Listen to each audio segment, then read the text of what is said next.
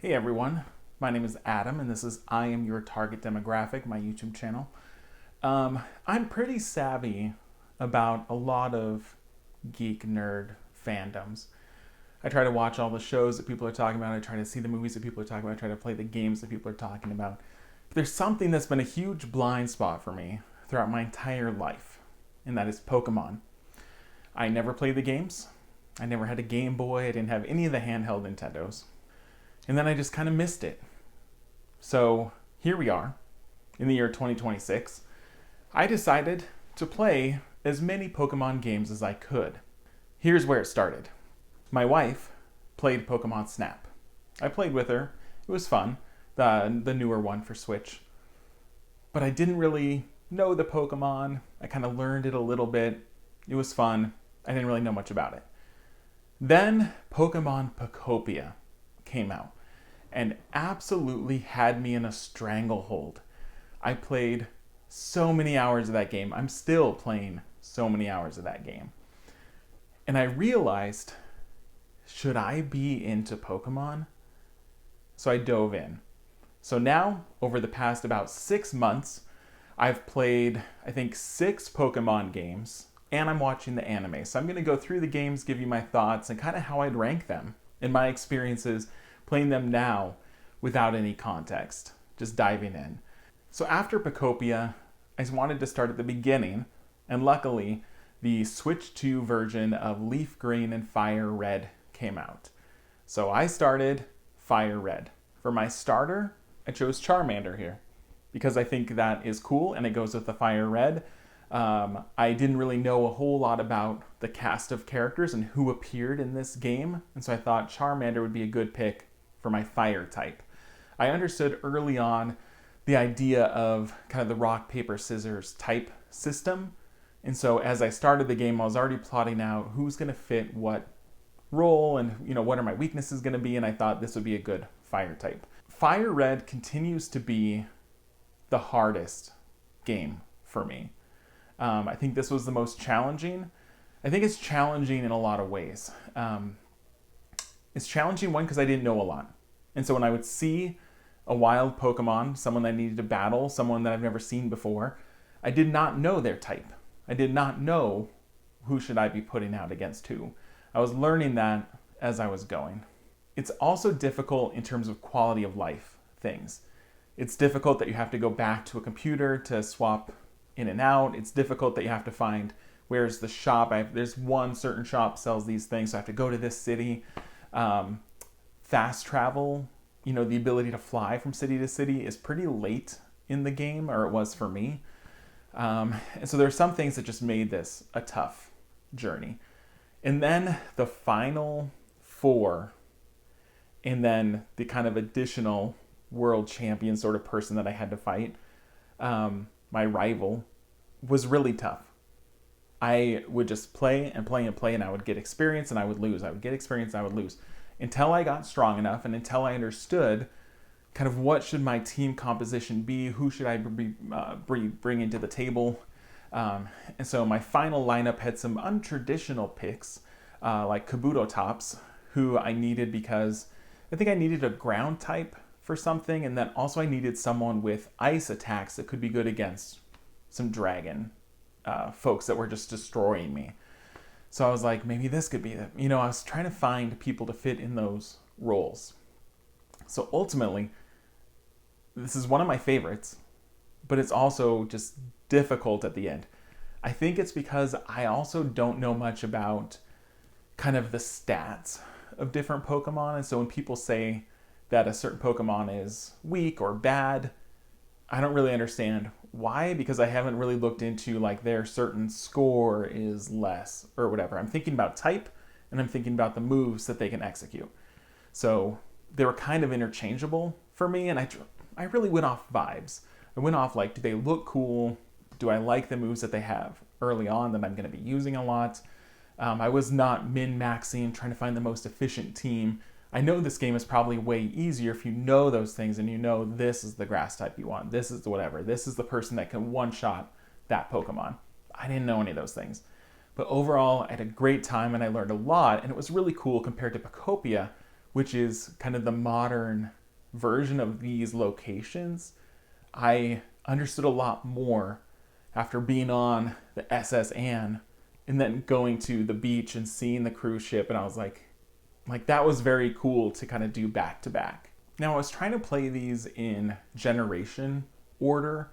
So the next one that I had access to on the Switch 2 was Shining Pearl. That's the version that I picked. The art style is different, and I, read some things that it's pretty divisive. I didn't mind it. It's kind of cutesy, whatever. Didn't mind. My starter for Shining Pearl was Turtwig. I've got the whole set of them back there. I think Torterra is just a very cool final evolution. I've always been a fan of nature-themed things. I play D&D and I'm always a druid. I always like kind of wood elves, and so this was a very cool pick for me.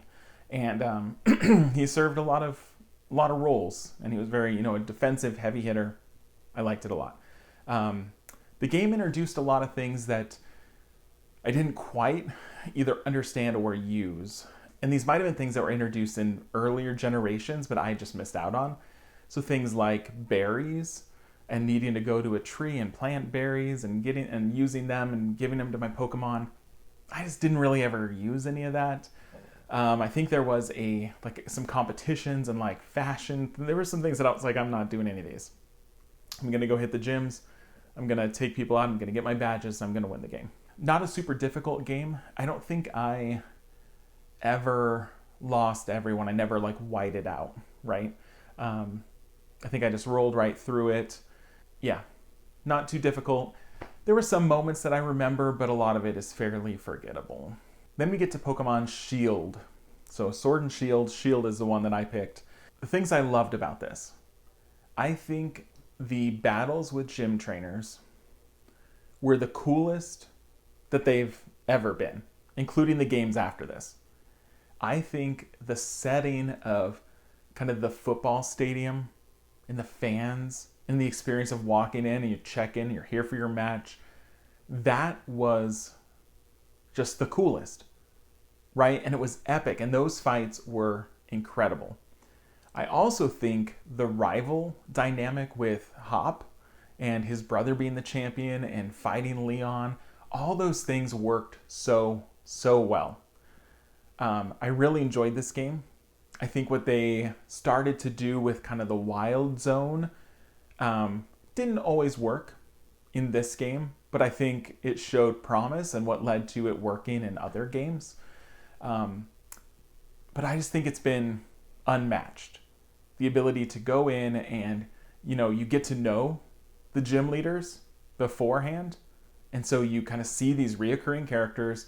You then compete against them in this stadium with roaring fans. Just the coolest. Absolutely loved my time with Pokemon Shield. For Shield, my starter, I picked little Grookey here. I think Rillaboom is just so cool as a final evolution.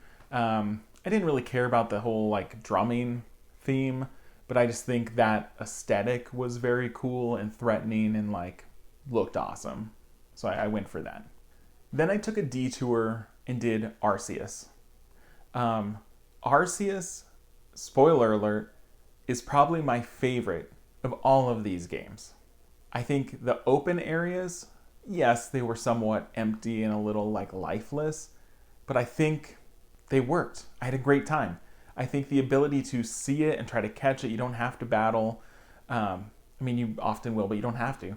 I think that all worked. I like the concept of going back in time. I had played Brilliant Pearl, Shining Pearl, and so seeing that realm, that world, that region, the word was escaping me, that region, in another time, and being able to say I know that thing, or I've seen these legendaries before, was very cool for me in kind of the current gen sort of experience.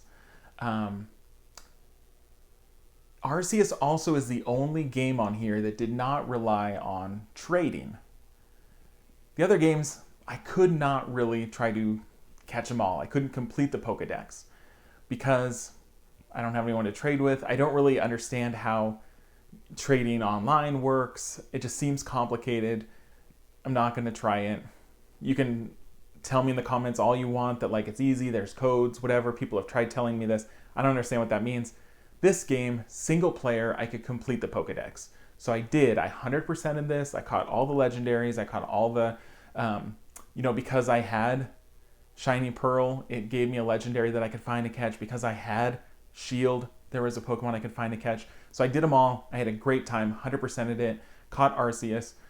Very cool. The one thing I did not like, and luckily it was rare, is the battles with, I forget what they were called, like enraged Pokemon or whatever, that you're throwing bombs at them and just running around. It's not really a Pokemon battle. That I did not like. And there were a couple of those that, I didn't do well. I'm not good at that. And so it took me a lot to beat like Avalugg, however you pronounce it. That was incredibly tough. To beat Arceus was very tough because my team was strong. I had all the roles filled. I was ready. In those battles, that did not matter at all. I did not like that. I also want to say I liked, even though the game was kind of real time and catching, I did like that it turned to turn-based combat when you got into combat. That's why I prefer this over like Z to A, which is more real time. You have to move and dodge. That got stressful and I did not like that. I like the turn-based, let me strategize, let me do what I need to do, and I know how the things fit together.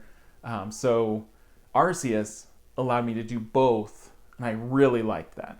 And then we get to Pokemon Scarlet and Violet. I think I picked Scarlet, which is the one that allows you kind of prehistoric options, which didn't really matter too much. I didn't really do the post-game. Again, I'm not going to trade or anything, so I didn't really do a lot of that. But I think that's why I picked it over Violet. My starter for that one was Fuecoco, up there. The coolest of the three, I thought. Not especially cool, but the coolest of the three.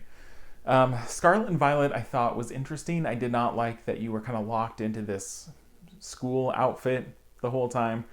I did like the school teachers. I like that dynamic. I liked using the school classes as kind of tutorials for different things. That was interesting. The ability to kind of roam around on your Pokemon. You get a legendary Pokemon from the beginning. That was cool. Traveling the world was cool. The gym battles I didn't always like. Again, after Shield, where they're so epic and they're just big and like spectacles, these were a little disappointing.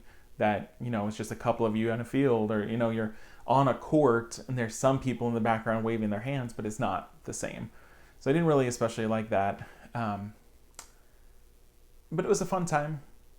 But I was not really interested once I finished in doing the DLC. If you think the DLC might change my mind, or the DLC is especially good, let me know. I do have all the games still booted up, so I could hop into DLC or post game for any of these. It was a good time, but I think I preferred, after just doing Arceus, I was just kind of thinking about all the ways that worked for me and the ways that it didn't work here. And then lastly, I just finished Z to A, or ZA. The worst title out of all of these. So many ways to get it wrong. But ZA, I think the concept is interesting. I like the world being a city and being smaller. I didn't mind that. I didn't necessarily like the things in the city. Everything kind of felt the same. Every shop felt the same. Every cafe felt the same. Like, it could have been a little bit more unique. Every alley felt the same. Every rooftop felt the same. My starter for Z to A, I picked Totodile, who turns into Feraligatr. The names are hard to remember. I'm trying to juggle 6 games worth of Pokemon and learning them for the first time, so bear with me. But Totodile I thought was cool and was from a game that I did not play, and so this was my chance to use some starters that I didn't otherwise have access to. And then I also picked up Venusaur, or Bulbasaur becomes Venusaur, as my kind of original 3 because I picked Charmander when I did that. So Z to A was fun. I liked it. Again, I'm not really super interested in the DLC. I kind of finished the campaign. I don't know if I'll go back or continue unless there's a convincing amount of you that tell me like the DLC is worth going back for. I thought Rising Through the Ranks was interesting, not as much of a spectacle, but I thought the concept of getting up to A rank was fun. So yeah, I had a good time. Now I know that Pokemon is not just the video games. So I have also been watching the anime from the beginning. Luckily, the first like 9-10 seasons or whatever are on YouTube for free. So I've just had it playing while I'm playing the games. I originally was watching every episode, but there are a lot of filler episodes. So I found some guides to like essential episodes. When does something major happen in the story? When does he get a new Pokemon? So every time Ash recruits a new one or it evolves, I've been watching those episodes. And then obviously when is he competing for gym battles and things like that. So I am now through the Hoenn League. So I think I'm on season 8 or 9 of the show. So it's taking me a lot longer to watch the series than actually play the games because there's so many episodes and they're each like half an hour long. But I plan to keep going because I'm getting to know more and more, especially from the generations that I can't play, right? I don't have X and Y. And so what are those Pokemon about? I'm excited to learn about them. I'm excited to see Sun and Moon. You know, the games that I cannot play, the anime might help me learn who are those guys? Why are they cool? What are the starters like? So I'm going to keep going. I've also been watching the movies in order. The Lucario movie I just watched was so cool. Some are really cool. Some are short and forgettable. But I'm like, why did I had to rent this on Amazon Prime. Wasn't really for me. But the Lucario one was really cool, and I'm excited for, as graphics and animation get better, I'm hoping for cooler and cooler, fight sequences, things like that. So I'm excited to see kind of what more recent Pokemon battles look like. So I'm excited to keep that journey going. And then I also know there's the card games. I'm not going to get too into that because it's a lot, but I have been playing TCG Pocket on my phone. And so, learning the cards, collecting them, and then kind of battling and trying that all out. But I'm not going to go down the money hole of actually trying to collect those cards. So that is kind of my experience. I would say my favorite is probably Arceus right now, followed by Shield. I think if the two things could come together, just really epic battles paired with an open world and, still turn-based. Like, I think if there was a way to have it all, that would be great. So I'm hoping that Wind and Waves manages to take a lot of those lessons learned and apply them. So I probably will try to collect them all when the new game comes out, along with the rest of the world. It might be easier to do things like trading, collecting, things like that. And to hopefully be caught up on the show so that I can watch the seasons and just be part of it. I've missed out on so long, I have not been a fan. So it's kind of exciting to try to catch up and be current. So hopefully this was interesting to you. Let me know your history, which games have been your favorites. I'm hoping for more remasters and, things like Brilliant Diamond, Shining Pearl, that I can play some of those games I missed eventually, hopefully on Switch. So let me know your history and what you think, and that has been my journey. Thanks for watching.